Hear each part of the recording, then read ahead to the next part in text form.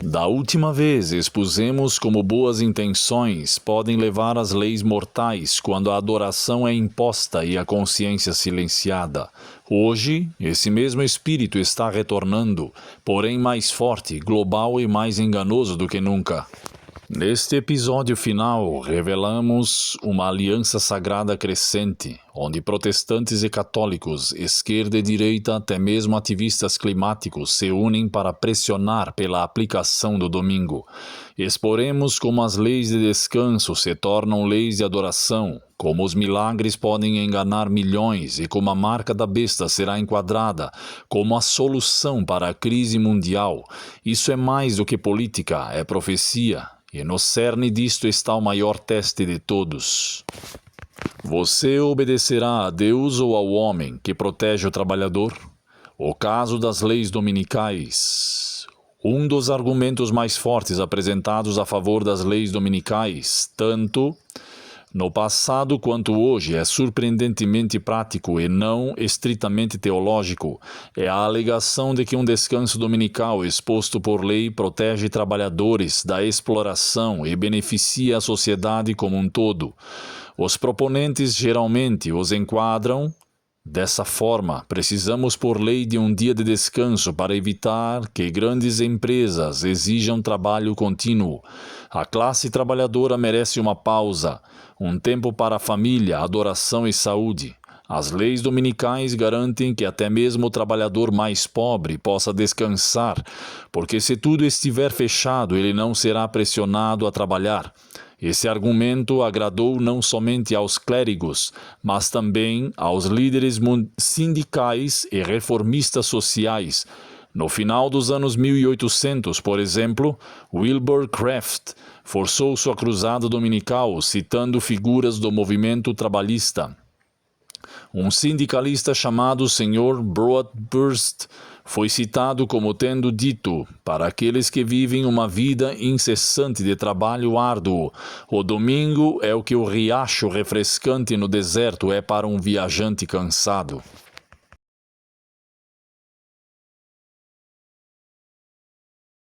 Que imagem poética, um oásis refrescante para a alma e o corpo. Aspas, é difícil não concordar com a cabeça. Quem poderia negar a um viajante cansado um riacho refrescante? Da mesma forma, argumentaram. Quem negaria um dia de descanso a uma nação sobrecarregada? Outro defensor, W. H. Ryder, colocou de forma mais severa: as leis dos sábados são justificadas em uma república com base na autopreservação. O domingo é o dia de descanso do pobre, que nem a riqueza nem a maldade tem o direito de tirar. Ele continuou dizendo que o descanso de todos depende do descanso de todos os outros. O privilégio do descanso para cada cidadão depende da observância de um dia de descanso por todos os cidadãos. Em essência, se até mesmo algumas empresas permanecerem abertas no domingo, outras empresas se sentirão compelidas a abrir para permanecerem competitivas e os trabalhadores perderão seu dia de folga. Portanto, eles concluíram que a lei deve intervir para garantir o descanso comum. Essa linha de raciocínio conquistou muitos corações. Ela apresentou a legislação dominical não como uma exigência religiosa restrita, mas como uma política social compassiva, quase como uma lei trabalhista ou regulamentação de saúde. Pense em paralelos modernos, leis que determinam o salário mínimo ou horas máximas de trabalho. Muitos viam as leis dominicais dessa forma: proteção trabalhista numa lei antiga, para evitar que humanos sejam tratados como máquinas 7 dias por semana.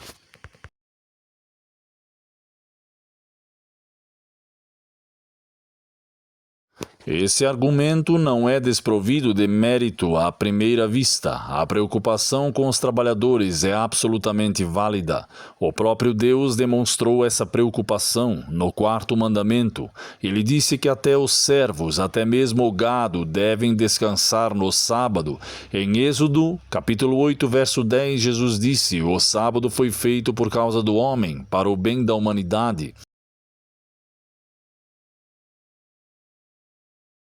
Marcos 2:27.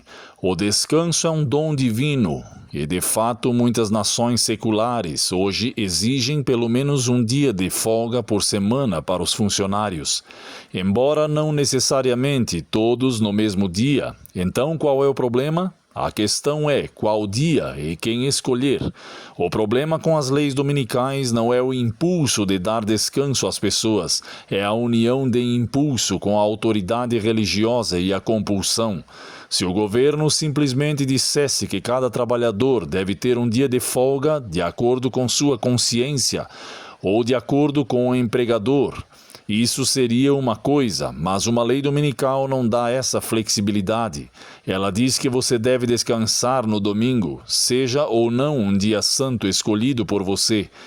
E é aí que uma regulamentação trabalhista neutra se transforma em um mandato religioso. Na década de 1880, o Papa Leão XIII deu mais peso ao argumento da proteção dos trabalhadores para o domingo.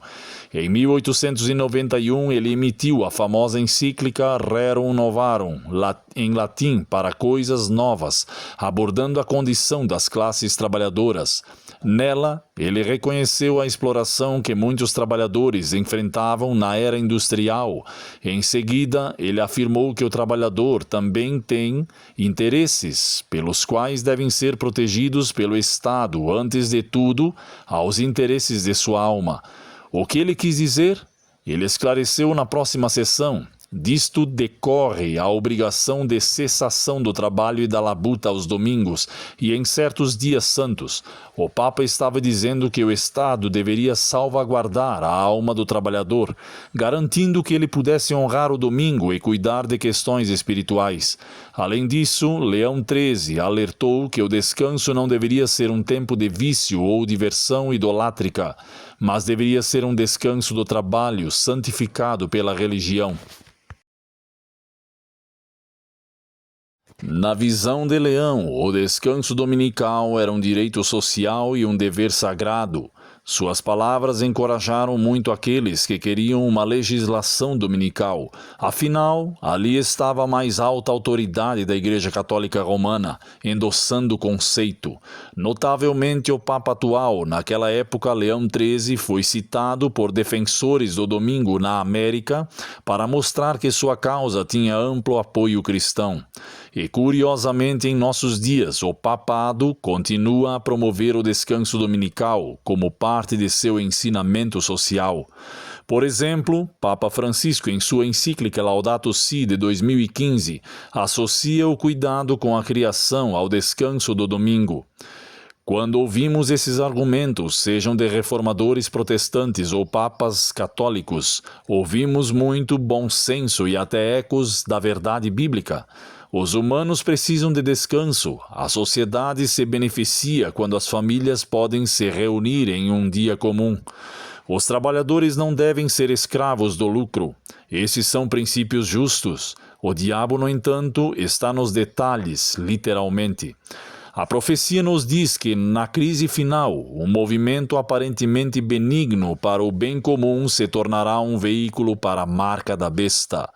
O que começa como uma preocupação semelhante à de um cordeiro, vamos ajudar todos a descansar, termina como um decreto semelhante ao de um dragão, adorando em nossos termos, ou então Apocalipse capítulo 13, verso 11 a 17. Como essa transformação acontece? Por meio da mistura da verdade com o erro e da compaixão com a compulsão.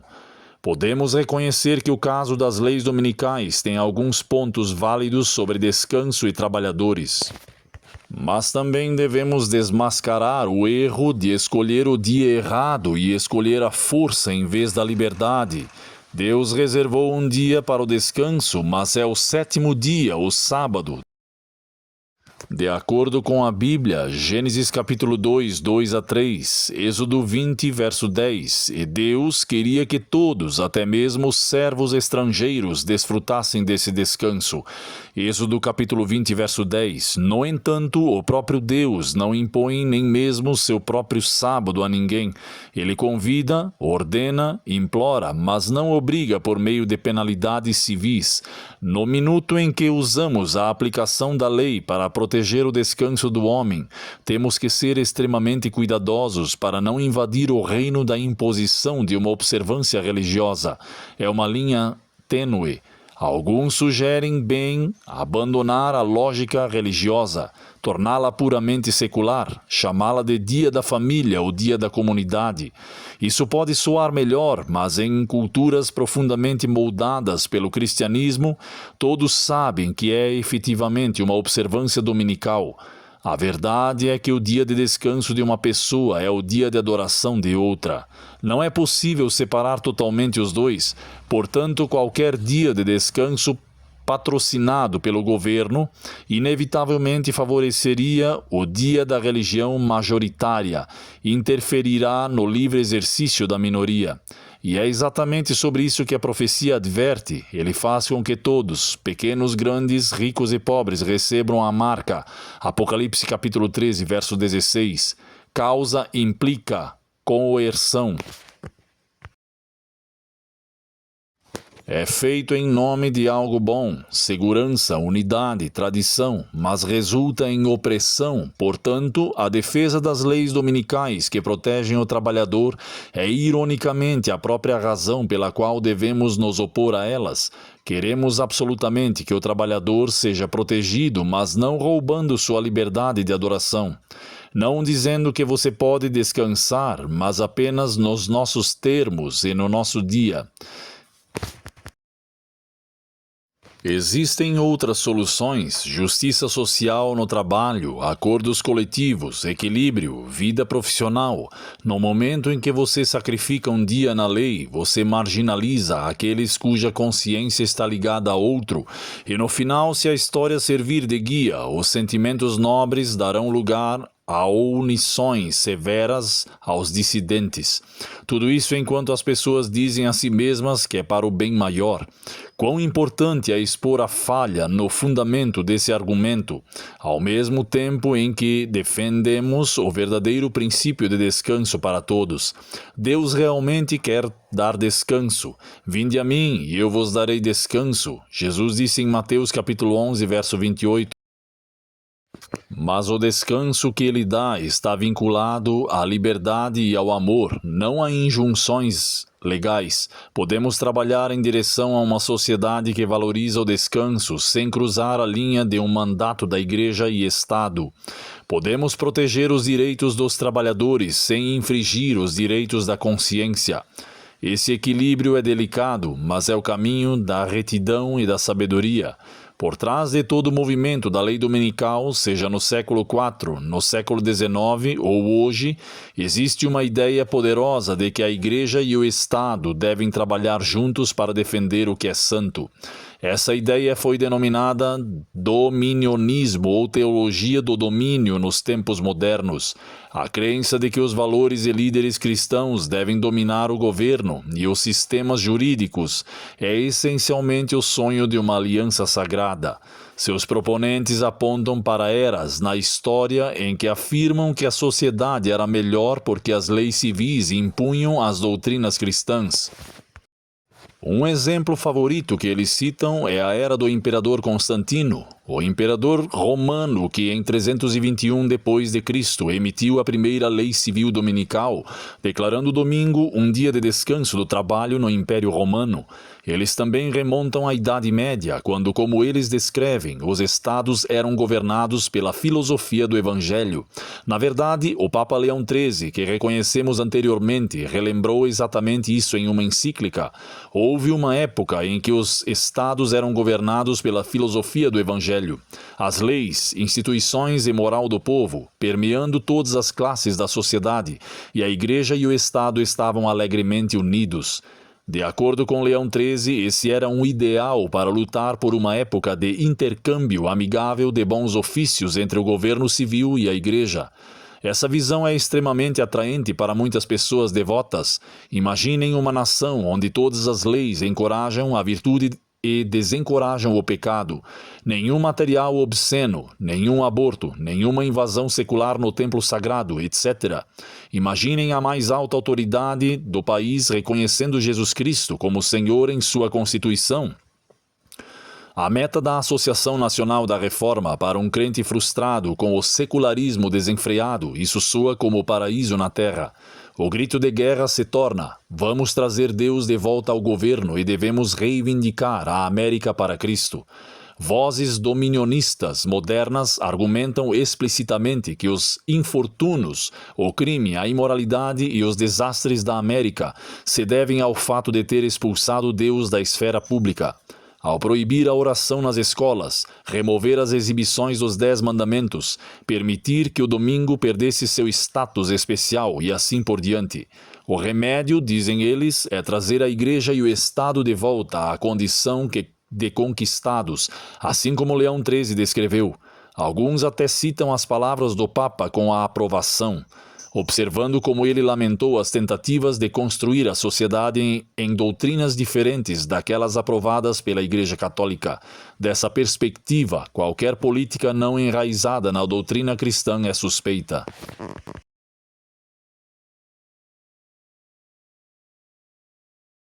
Uma publicação católica proeminente de 1885 é ecoada hoje por tradicionalistas católicos, disse claramente: a sociedade pode funcionar adequadamente sem as doutrinas aprovadas pela Igreja Católica. Em outras palavras, a verdadeira ordem social requer ordem religiosa imposta de cima. É fascinante e preocupante ver os protestantes dominionistas e os católicos tradicionalistas chegando a um acordo sobre esse ponto. Eles podem divergir em teologia, mas ambos querem que o governo civil aplique os mandamentos da primeira tábua. Aqueles que tratam do nosso dever para com Deus. Um pastor moderno pode dizer: precisamos legislar os 10 mandamentos. Na verdade, como foi observado anteriormente, um evangélico influente afirmou que todos os 10 mandamentos devem ser legislados como parte do processo de tornar a América uma nação cristã. Isso inclui explicitamente o mandamento sobre o sábado. Eles argumentam que, se legislamos contra assassinatos e roubos, os mandamentos 6 e 8, por que não legislar sobre adoração e sábado? Mandamentos 1 a 4, à primeira vista, isso parece consistente, mas aqui está a diferença crítica. O Estado pode regular como tratamos uns aos outros, portanto, leis contra assassinato, roubo, perjúrio, etc. são válidas. Elas protegem os direitos das pessoas, mas o Estado não pode ditar como adoramos a Deus, porque isso é uma questão de consciência pessoal e jurisdição de Deus. Quando Constantino e imperadores posteriores começaram a legislar sobre a adoração, seja o descanso dominical, a obrigatoriedade de comparecimento à igreja ou a proibição de seitas dissidentes, eles cruzaram uma linha que levou à união medieval do trono e do altar, e embora alguns imaginem que essa época seja a sociedade cristã, também foi uma época de terrível perseguição a qualquer um rotulado de herege ou infiel. A visão da Santa Aliança sempre carrega um lado obscuro, em nome da defesa da fé verdadeira. Tais alianças historicamente silenciaram os dissidentes. A lógica é que, se nossa nação deve estar sob o domínio de Deus, aqueles que se recusam a concordar estão se rebelando não apenas contra o Estado, mas contra Deus. Portanto, puni-los não é apenas um direito, é um dever.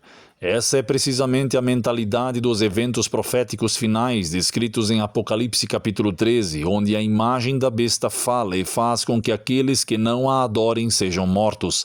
Apocalipse capítulo 13, verso 15.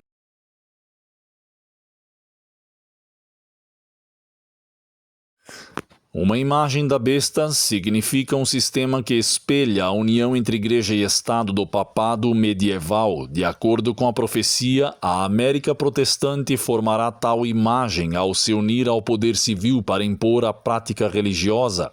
E adivinhem qual questão é destacada como teste? A adoração simbolizada pela questão do domingo e o sábado. Já vemos como o domingo se encaixa perfeitamente na estrutura dominionista. É uma observância religiosa que eles acreditam ter benefícios sociais e mandato divino. Ao promoverem as leis dominicais, eles podem argumentar que estão fortalecendo as famílias e honrando a Deus. É uma instituição ganha aos olhos deles. É por isso que hoje você ouve não apenas católicos mais velhos, mas também uma nova onda de protestantes pedindo leis de descanso sabático, até mesmo especialistas seculares cansados do consumismo 24 horas por dia, 7 dias por semana, às vezes dão apoio sem perceber os tons religiosos. Tudo isso cria um ímpeto para que o Apocalipse chama de marca da besta, a marca da autoridade de Roma, que historicamente a Igreja Católica alegou ser a observância do domingo. O domingo é uma instituição católica. Nenhuma passagem nas Escrituras justifica a transferência. Do último dia da semana até a primeira, a imprensa católica Sidney, a besta, símbolo de Roma papal na profecia, tem uma marca, e essa marca é a mudança da lei de Deus para exaltar o domingo, uma América dominada pelos protestantes que impunham a santidade do domingo, é essencialmente composta por protestantes estendendo as mãos para o outro lado do Golfo, para se juntar a Roma em sua própria tradição querida.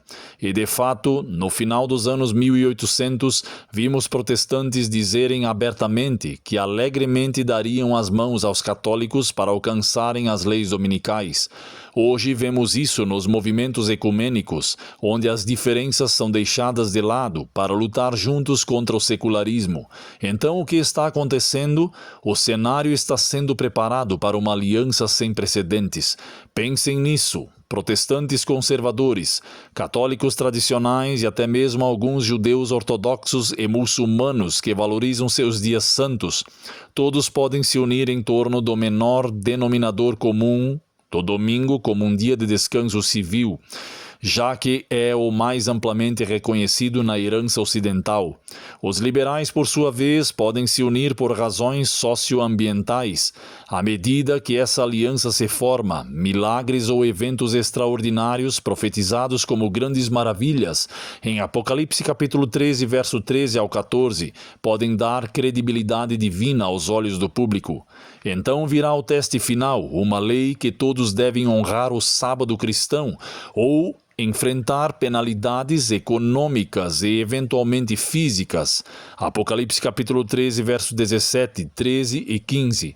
Esta é a teocracia que deu errado, uma falsa aliança sagrada que impõe o que Deus não ordenou. É crucial enfatizar que Deus deseja uma sociedade que o honre, mas de forma voluntária. Na crise que se aproxima, aqueles que permanecerem fiéis são descritos como aqueles que guardam os mandamentos de Deus e têm a fé em Jesus. Apocalipse capítulo 14, verso 12. Eles obedecem a todos os 10 mandamentos, incluindo o verdadeiro sábado, por fé em Jesus, não por compulsão de poderes terrenos.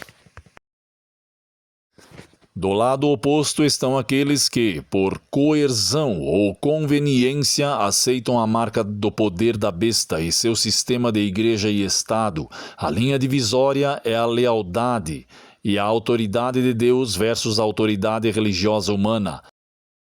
A teologia do domínio diz que a autoridade humana, se ordenada em uma teocracia, pode ocupar o lugar de Deus para impor a adoração. A palavra de Deus diz que devemos obedecer antes a Deus do que aos homens. Está em Atos capítulo 5, verso 29. Especialmente em questões de adoração, não podemos exagerar o quão significativo será esse confronto. Parecerá ser para a glória de Deus uma aliança sagrada para salvar a sociedade, mas na verdade será o teste final para decidir a quem cada pessoa adora e obedece. O Apocalipse avisa, naturalmente de forma solene, se alguém adorar a besta e a sua imagem e receber a sua marca, esse também beberá do vinho da ira de Deus. Apocalipse capítulo 14, verso 9 a 10. Deus é amor, sim, mas quando se trata de adoração forçada, um ataque direto ao seu trono, ele diz basta. A união tripla do protestantismo, catolicismo e espiritismo, milagres enganosos, levará o mundo a acreditar que o maior erro é a verdade. Mas aqueles que conhecem Jesus reconhecerão sua voz e não seguirão outra. Não importa quão popular ou poderosa ela seja, Com esta aliança sagrada, recordemos um detalhe muitas vezes esquecido. Deus nunca pediu ajuda do Estado para impor sua adoração. Jesus disse: "Meu reino não é deste mundo." João 18:36. Quando Pedro sacou sua espada para defender Jesus, Jesus lhes disse para guardá-la. Mateus 26:52.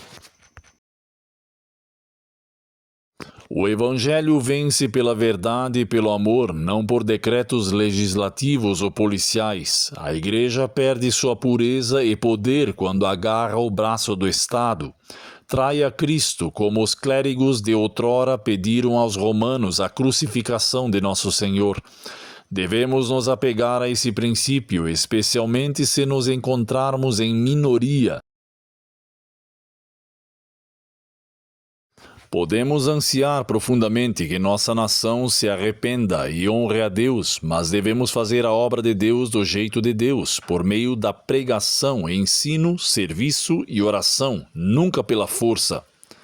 Qualquer atalho por meio da política e da compulsão sairá pela culatra, levando exatamente ao que a profecia prediz, um reino falso que será varrido quando Cristo estabelecer seu verdadeiro reino eterno, que quebrará em pedaços e consumirá todos esses reinos. Daniel capítulo 2, verso 44. Nesse reino a justiça e a misericórdia se beijam. Salmos 85, verso 10. E toda a alma serve a Deus por amor. Uma coalizão improvável, esquerda e direita, se unem no domingo. Vivemos em uma época de extrema polarização. Parece que conservadores e liberais concordam em quase nada.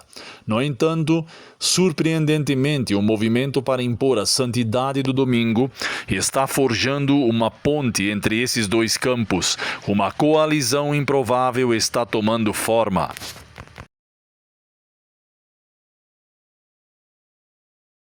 A profecia previu, mas muitos nunca esperaram ver tão claramente. Na direita religiosa temos nacionalistas e tradicionalistas cristãos promovendo leis dominicais como parte do retorno da América a Deus. Na esquerda secular ou religiosa temos defensores trabalhistas, ambientalistas e vozes da justiça social, pedindo um dia de descanso universal para promover o bem-estar familiar e combater as mudanças climáticas. Eles estão a quilômetros de distância em muitas questões, mas nesta única coisa eles encontraram uma causa comum. Todo mundo merece um dia de folga. Vamos fazer com que seja o domingo. Essa convergência foi descrita há muito tempo em termos simbólicos no livro do Apocalipse. Ele fala de pessoas recebendo uma marca na testa ou nas mãos. Apocalipse capítulo 13, verso 16. As marcas na testa representam pessoas intelectuais e espiritualmente convictas. Elas realmente acreditam na causa do domingo como a vontade de Deus. Pense nos conservadores fervorosos que veem isso como o selo de Deus ou necessário para o reavivamento nacional. As pessoas marcadas na mão representam pessoas que podem não acreditar nisso em seus corações, mas aceitam a aplicação por razões práticas, conveniência, pressão social ou benefícios. Pense em pessoas mais seculares ou liberais que dizem: bem, um dia de folga semanal faz sentido para a sociedade, apoiarei a lei para o bem comum, mesmo que não a enquadrem como um mandamento divino. Em profecia, ambos os grupos se unem para pressionar todos a obedecerem. O fanático religioso e humanistas seculares acabam no mesmo time. A Bíblia coloca isso de forma sucinta, a marca na mão direita ou na testa. Apocalipse capítulo 13, verso 16. E hoje vemos o povo da testa, defensores devotos do domingo, e o povo da mão, defensores pragmáticos do dia de descanso, trabalhando em conjunto. Alguns exemplos do mundo real ilustram bem o cenário. Um legislador conservador pode defender o fechamento aos domingos, porque os Estados Unidos precisam voltar a observar o dia do Senhor. E isso faz parte da nossa herança cristã. Enquanto isso, um vereador liberal pode votar pela mesma lei de fechamentos aos domingos, dizendo que isso diz respeito aos direitos dos trabalhadores e à qualidade de vida. As famílias devem passar o domingo juntas. Retórica diferente, mesmo resultado. Ou considere como os pastores protestantes clamam pelo arrependimento nacional e o Papa implora pelo domingo de sábado ecológico para salvar o planeta. Complementando a mensagem um do outro, um apela ao dever religioso, o outro à sobrevivência e à ecologia, conforme mencionado anteriormente. Até mesmo ativistas climáticos seculares estão sugerindo um sábado verde, uma paralisação semanal da atividade humana para reduzir as emissões de carbono. Eles frequentemente propõem o domingo, pois eles se alinham aos padrões culturais existentes, mal percebem que estão ecoando os objetivos das autoridades religiosas. É a tempestade perfeita. Argumentos morais, sociais, econômicos e ecológicos se fundem em um dia, uma lei. O cenário está, portanto, montado para o que se pode chamar de uma união tripla. De fato, um escritor cristão do século XIX, refletindo sobre o Apocalipse, previu, por meio dos dois grandes erros, a imortalidade da alma e a santidade do domingo, Satanás enganará o povo. Os protestantes estenderão as mãos para o outro lado do abismo, para dar as mãos ao poder romano, e sob a influência dessa tríplice união, este país seguirá os passos de Roma ao pisotear os direitos de consciência.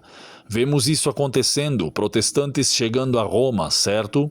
O movimento ecumênico é forte e a observância compartilhada do domingo é frequentemente mencionada como um ponto de unidade.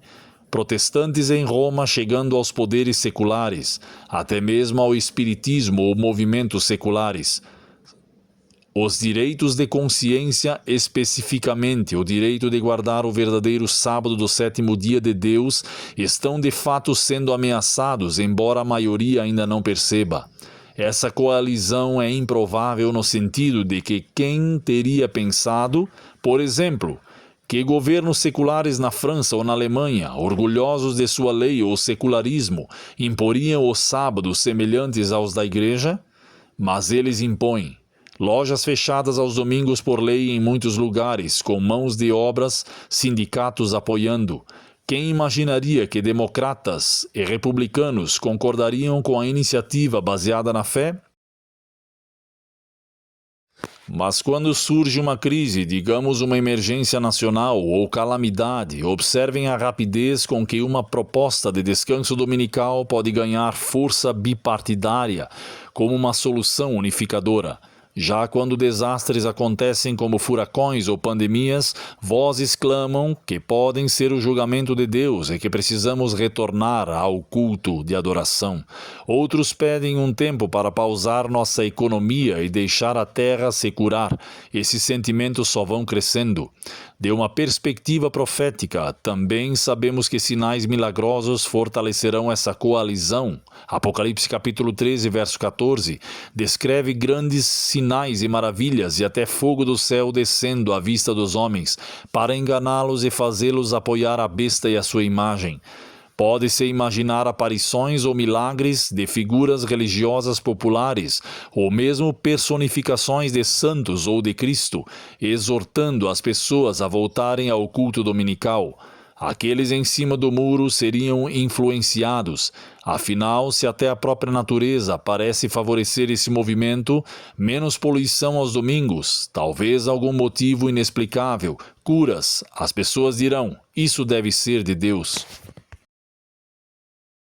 Assim, a aliança entre esquerda e direita se sentirá justificada tanto pela razão quanto pelo milagre. O perigo dessa coalizão, é claro, é que ela atropela a consciência individual. Os observadores minoritários dos mandamentos que honram o sábado bíblico serão retratados como estranhos, antipatrióticos. Talvez até mesmo bodes expiatórios do motivo pela qual Deus não está abençoando a nação completamente. Já na década de 1880, os adventistas foram acusados descerem à causa do Senhor, reter bênçãos da terra porque trabalhavam no domingo. O editorial do Christian Statesman de 1884 essencialmente disse que católicos e protestantes deveriam se unir e que aqueles que promovem secularismo, os ateus políticos, devem ser combatidos a todo custo, avançando uma vez que a observância do domingo seja imposta nacionalmente, aqueles irritantes, observadores do sábado, que se recusam a obedecer, serão vistos não apenas como dissidentes, mas como obstáculos à unidade e à paz. A coalizão provavelmente dirá: teríamos paz e prosperidade se apenas esses poucos aderissem ao programa. Eles são teimosos, radicais, talvez estejam até causando esses desastres ao irritar Deus. Assim, a maioria racionalizará medidas cada vez mais punitivas, multas, perda de emprego, prisão e até mesmo um decreto de morte, como indica o Apocalipse, capítulo 13, verso 15. É assustador o quão rápido uma sociedade pode se voltar contra um pequeno grupo, quando está convencida de que é para um bem maior. Já vimos isso na história com outras minorias, que são bodes expiatórios. A profecia diz que isso acontecerá na questão da adoração verdadeira versus a falsa. Mas não nos esqueçamos de que, embora essa coalizão pareça poderosa, ela não é invencível. Deus sempre preservou um remanescente na história. 7.000 de Elias que não se curvaram a Baal, aos protestantes fiéis escondidos nos Alpes e aos escravos cantando a verdade sob ameaça. Na crise final, um remanescente permanecerá, aqueles que guardam os mandamentos de Deus e têm a fé em Jesus. Apocalipse 14, 12. Eles podem não parecer poderosos, eles podem ser ridicularizados, tanto pela esquerda quanto pela direita. No entanto, Deus os chama de seus santos. O que é lindo é que mesmo entre a coalizão haverá indivíduos cujos olhos se abrirão para a verdade. Alguns cristãos devotos que seguem o domingo perceberão: espere, o sábado bíblico é o sábado verdadeiro. Fui enganado pela tradição. E algumas pessoas seculares sinceras verão a hipocrisia de forçar a consciência e se juntarão às fileiras daqueles que defendem a liberdade. A coalizão não terá todo mundo. A mensagem de amor e a advertência de Deus, as 3 mensagens angélicas de Apocalipse 14, 6 a 12, chamarão as pessoas para fora da Babilônia, da adoração confusa movida por coalizões para a sua luz maravilhosa. E muitos responderão, mesmo na 11ª hora: portanto, estamos no fio da navalha do destino profético. Uma aliança está se formando. O que antes parecia impossível, aqueles que normalmente entraram em conflito estão dando as mãos em uma plataforma comum de uma adoração falsa. Isso se analisa que o teste final está próximo, mas não precisamos ter medo. Jesus orou por unidade, mas uma unidade nele e na verdade. João 17, 17 a 21. Não uma unidade no erro. A atual unidade é uma falsificação dessa verdadeira unidade. Ela acabará desmoronando, pois é construída sob a areia, sobre decretos humanos em vez do mandamento de Deus. Nosso papel é fazer brilhar com firmeza e amor e a luz da verdade em meio a essa escuridão crescente. Aos defensores conservadores do domingo, podemos abrir as Escrituras e dizer: lembra-te do dia de sábado, o 7º dia, para santificá-lo. Êxodo capítulo 20, 8 a 10. Aos defensores liberais do descanso, podemos dizer: bom, sim, o descanso é vital, mas deve ser voluntário. Aqui está um caminho melhor, um caminho divino que abençoa sem coerção a todos. Nós exaltamos a Cristo, o Senhor do sábado, Marcos 2:28, que oferece verdadeiro descanso para a alma, Mateus 11:28, e nos convida a adorar aquele que fez os céus e a terra, guardando o dia que ele santificou, Apocalipse 14, verso 7, Êxodo capítulo 20, de 8 a 11. Alguns ouvirão e se juntarão ao lado de Deus, aqueles que não ouvirem logo verão a verdade face da coalizão. quando as pragas caírem e os pecados da Babilônia forem expostos. Apocalipse capítulo 18. As linhas estão sendo traçadas, as testas e as mãos estão sendo marcadas em princípio agora mesmo. Enquanto as pessoas alinham suas mentes ou apenas suas ações externas com esta exaltação dominical emergente, mas Deus também está selando os seus servos, Apocalipse capítulo 7, verso 3, selando-os com sua lei em suas testas, Hebreus 8, 10, Apocalipse 14, 1. Esse selo está conectado ao verdadeiro sábado, Ezequiel capítulo 20, verso 12 e 20. Assim a questão final realmente se resume à lealdade, uma disputa entre o selo de Deus e a marca da besta.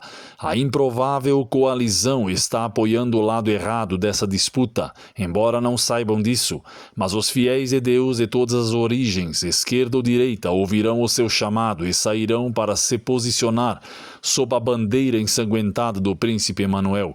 Embora pequenos em número, eles são a luz do mundo em sua hora mais sombria. Que a coalizão se enfureça e as nações legislem. Nossa tarefa é obedecer a Deus e não aos homens. Com as Escrituras como nosso guia e o amor de Cristo em nossos corações, resistiremos a nos juntar a qualquer movimento que viole os direitos de consciência. Lembremos que o próprio Jesus foi vítima de uma aliança profana. Fariseus e saduceus, opostos ideológicos, uniram-se a Herodes e Pilatos, igreja e Estado, para crucificar o Salvador. Assim será para seus seguidores. Mas assim como a cruz foi seguida por um tumulto vazio, nossas provações atuais serão seguidas pelo triunfo. A coalizão do erro desmoronará ao brilho da vinda de Cristo, e os mansos que não entregaram sua consciência herdarão a terra. Mateus capítulo 5, verso 5. O universo verá que o caminho de amor e liberdade de Deus foi justificado, e nunca mais surgirá uma coalizão do mal, pois o pecado e os pecadores não existirão mais. Naquele dia eterno todos adorarão a Deus em espírito e em verdade.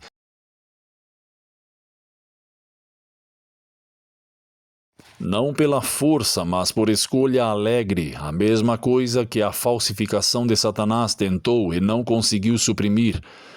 Portanto, levantem suas cabeças, as dores de parto não são apenas uma crise, elas são sobre o nascimento. Um novo mundo está prestes a nascer, onde Deus enxugará dos olhos todas as lágrimas. Apocalipse 21, 4. As crescentes contrações do mal simplesmente nos dizem que o parto está próximo. A segunda vinda e restauração de todas as coisas. Jesus comparou os sinais do fim dos tempos a uma figueira. Quando suas folhas brotam, você sabe que o verão está próximo. Mateus 24, 32 e 33.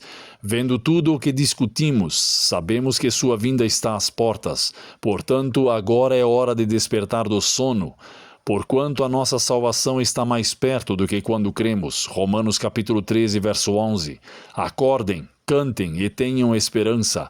Queridos amigos, quaisquer que sejam as provações que vocês enfrentarão, seja o ridículo pela guarda do sábado, a perda do emprego ou desentendimento familiar, Jesus está ao seu lado. Ele promete: eu nunca te deixarei, nem te desampararei. Hebreus capítulo 13, verso 5. Se Deus é por nós, quem será contra nós? Romanos capítulo 8, verso 31. Os heróis da fé em Hebreus 11 suportaram escárnios, açoites, prisões e muito mais para que pudessem obter uma ressurreição melhor. Hebreus 11, 35 a 38. Nós nos apoiamos em seus ombros, e mesmo Deus que sustentou Abel, Moisés e Elias, sustentará você e a mim. No silêncio do seu coração, decida agora que Jesus vale tudo. Seja o que for que este mundo ofereça em troca de sua lealdade a Ele, seja segurança, popularidade ou até mesmo sua vida, digam com fé: considero todas as coisas como perda pela excelência do conhecimento de Jesus Cristo, o meu Senhor. Filipenses 3:8.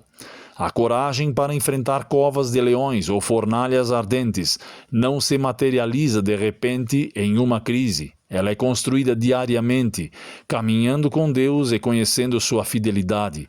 Comece confiando nele, nos pequenos desafios da vida hoje, e você encontrará sua graça abundantemente suficiente quando os maiores vierem amanhã.